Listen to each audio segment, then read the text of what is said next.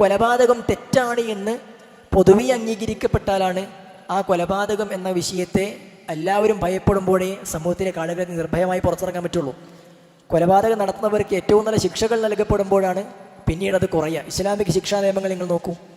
ഇസ്ലാമിക രാജ്യത്ത് ഉള്ള ശിക്ഷാ നിയമങ്ങൾ അത് അള്ളാഹു വെച്ച നിയമമായതുകൊണ്ട് തന്നെ അവിടെ കുറ്റകൃത്യങ്ങൾ വളരെ കുറവാണ്. എന്നാൽ മനുഷ്യർക്കനുസരിച്ച് കൊണ്ട് കുറ്റകൃത്യങ്ങൾക്ക് ശിക്ഷാരീതികൾ മാറ്റിത്തിരുത്തിയ നാടുകളെ സംബന്ധിച്ചിടത്തോളം അവിടെ കുറ്റകൃത്യങ്ങൾ കൂടിക്കൊണ്ടിരിക്കുന്നേ ഉള്ളൂ. നമ്മുടെ നാട്ടിലേക്ക് കൊലപാതകം നടത്തിയാൽ അവന് വളരെ കൂളായി പുറത്തിറങ്ങും എന്ന് ചെയ്തു എനിക്ക് തന്നെ അറിയാം. അവർക്ക് വേണ്ടി വാദിക്കുന്ന ആളുകൾ ഉണ്ടാകുന്നു. അവരുടെ അന്നത്തെ അവസ്ഥയൊക്കെ അനുസരിച്ച് കൊണ്ട് ശരിയും തെറ്റും പറഞ്ഞുകൊണ്ട് ഒരാളെ കൊന്നിട്ടുണ്ടെങ്കിൽ കൊന്നതിനെ കുറിച്ച് പറയുന്ന കാര്യം എന്താണ്?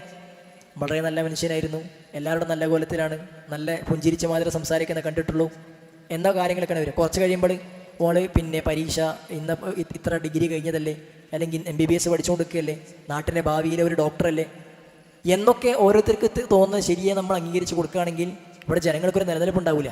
അവന് പിന്നീട് പുറത്തിറങ്ങി അതിനേക്കാൾ വലിയ ക്രിമിനലായിട്ട് മാറുകയാണ് ചെയ്യുക. നേരെ മറിച്ച് ഇസ്ലാമിക നിയമങ്ങൾ നമ്മൾ നോക്കുകയാണെങ്കിൽ ഒരിക്കലും എന്ത് ചെയ്യില്ല, അത്തരം തിന്മകൾ ആവർത്തിക്കുന്ന അവസ്ഥയിലേക്ക് ഉണ്ടാവില്ല.